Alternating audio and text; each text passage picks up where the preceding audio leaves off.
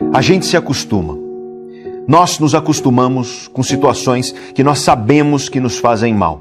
Relações, projetos, carreiras, situações das nossas vidas, pessoas que cruzam a linha do respeito e a gente aceita. Nós nos acostumamos, inclusive, com as armadilhas que nós mesmos colocamos no nosso próprio caminho. A autossabotagem, a procrastinação, os medos e as inseguranças que nos paralisam, a ansiedade que nos mantém parados sem mudar aquilo que precisa ser mudado, a falta de foco porque nós não priorizamos o que precisa ser priorizado, o esquecimento constante porque o nosso cérebro vive sobrecarregado. A gente se acostuma e aos pouquinhos a nossa vida vai sendo devorada, uma pequena mordida de cada vez. E aí, muitas vezes, quando a gente se dá conta, lá se foi um pedaço enorme da nossa vida, devorado aos pouquinhos. E quando isso acontece, frequentemente, não tem mais volta. Esse pedaço da nossa vida já se foi e agora nós temos que aprender a conviver com a cicatriz deixada pela ausência dele. A gente se acostuma, mas não deveria, porque as consequências de se acostumar são muito perigosas e muito tristes. E a grande pergunta, então, que fica para nós é: por que nós nos acostumamos com as coisas que nos fazem mal? As coisas que nos deixam infelizes ou que nos impedem de conquistar a felicidade que nós tanto desejamos. Será que existe algo no funcionamento do cérebro e da mente dos seres humanos que explica isso? Na Roma Antiga, 4 anos antes de Cristo, nasceu um cara chamado Lúcio Aneu Sêneca. Esse cara é um dos filósofos mais importantes de uma escola de pensamento que ficou conhecida como estoicismo ou escola estoica de filosofia. Segundo Sêneca, nós, seres humanos, sofremos mais na imaginação do que na realidade. Veja só que pensamento difícil de engolir. Nós sofremos mais na nossa imaginação do que na realidade. Você que está sofrendo aí agora pode virar para mim e dizer: nada disso, Pedro. Eu estou sofrendo aqui de verdade e esse Sêneca está errado. Ou talvez você possa me perguntar: Pedro, isso quer dizer que o Sêneca negava a existência das dores humanas? Definitivamente a resposta é não. Eu recomendo que você pesquise a vida do Sêneca. Foi uma vida difícil, uma vida cheia de dores.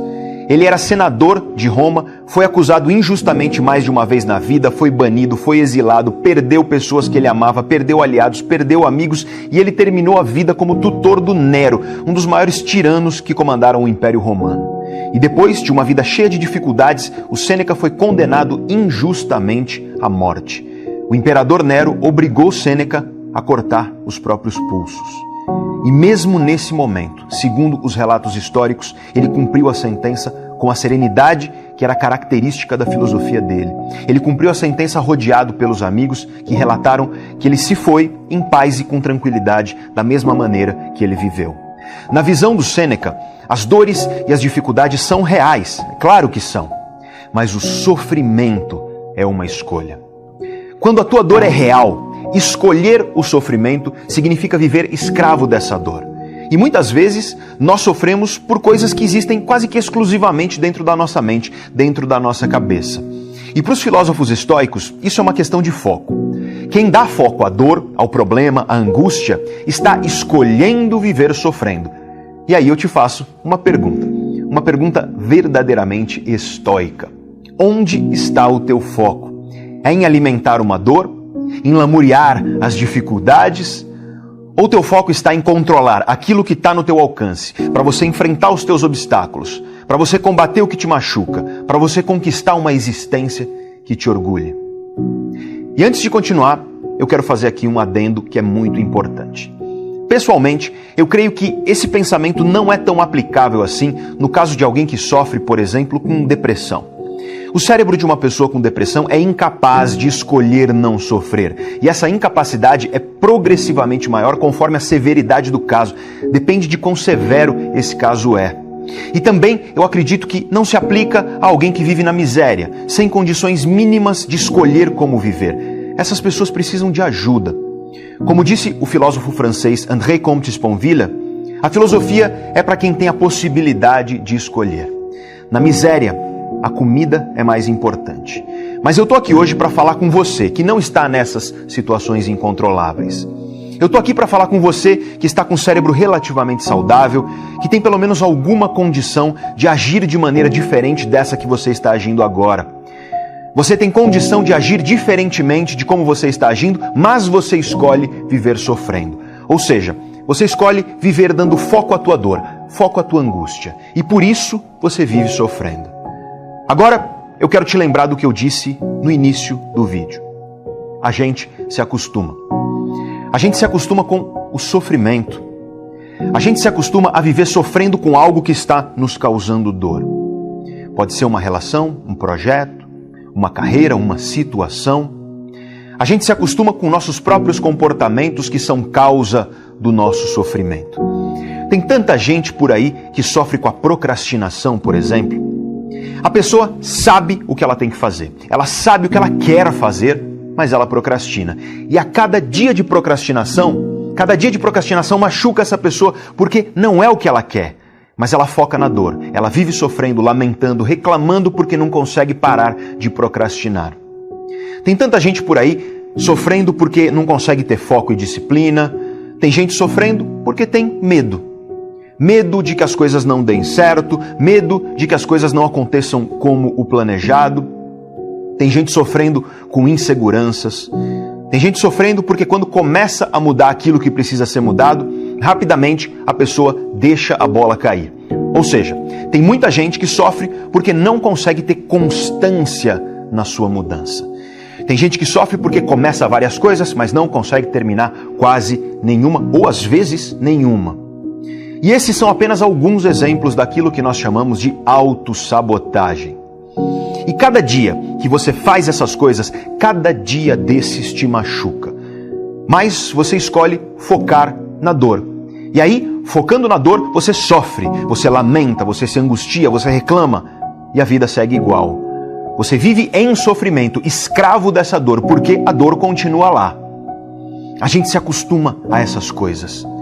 E a gente se acostuma porque as coisas ruins, as coisas difíceis, as coisas que nos causam dor, raramente aparecem de repente na vida.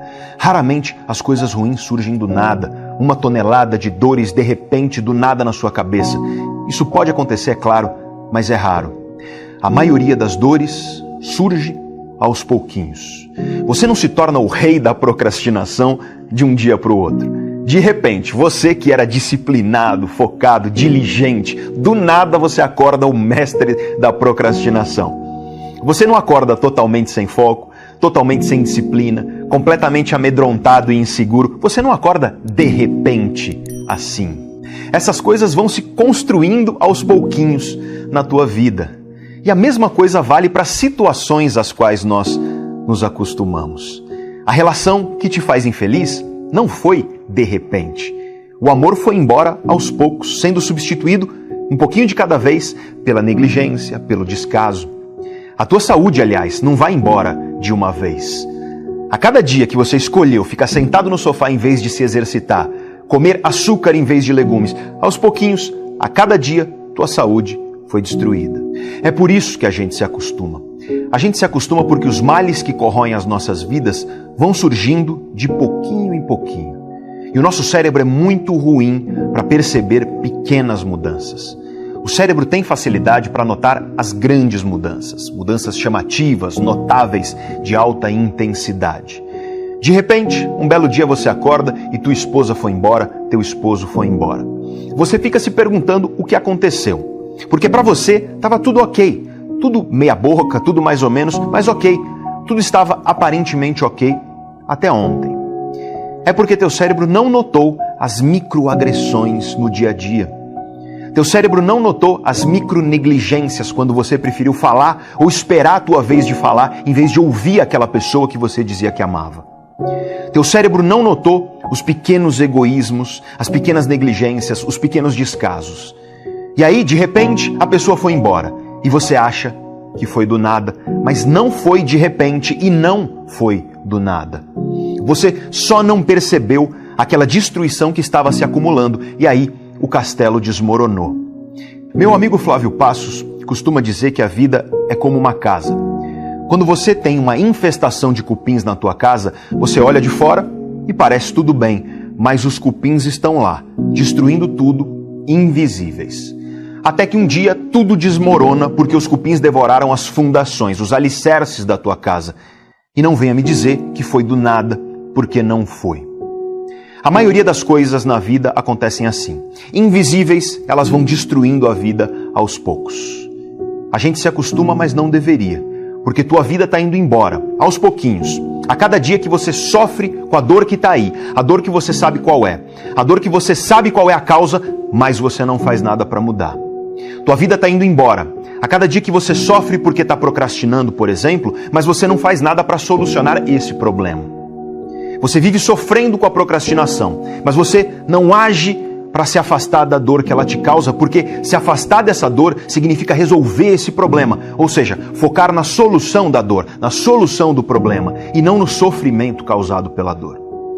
Você vive como escravo da dor, em vez de se tornar imperador da solução. E isso vale para todo tipo de autossabotagem, aliás.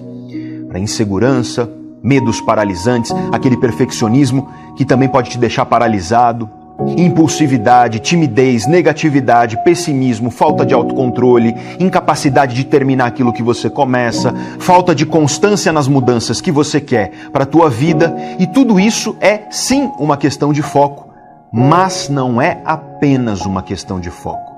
Isso é também uma questão de falta de conhecimento e de falta de ferramentas.